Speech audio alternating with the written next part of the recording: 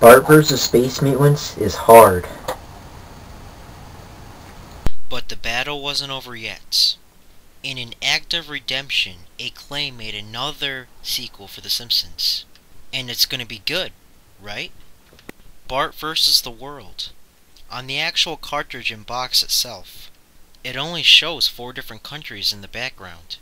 But what will Bart vs. the World give us that Bart vs. Space Mutants didn't already give?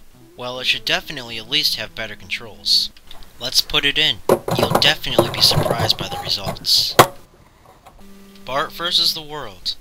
Okay.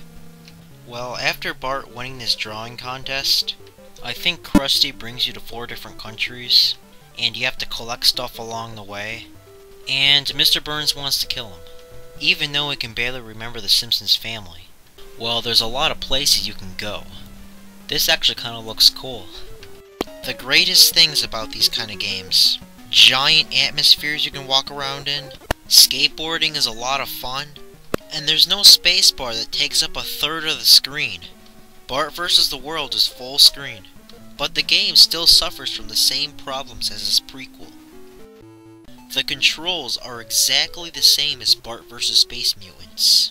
Now, I already clarified the bad controls of the Bart vs. Space Mutants review that I did recently. Let's take a look at that. The first thing I noticed when I was playing through the game are the controls. The controls are just excruciatingly awful. These are the worst controls I recall from any video game. Running and jumping both require the A button. It's not like Tony Hawk, where you hold down the A button to run, and then as soon as you let go, you jump. In other words, if you want to jump, you just press the A button, but if you want to run, you have to hold it in. Aren't those just awesome controls to play around with?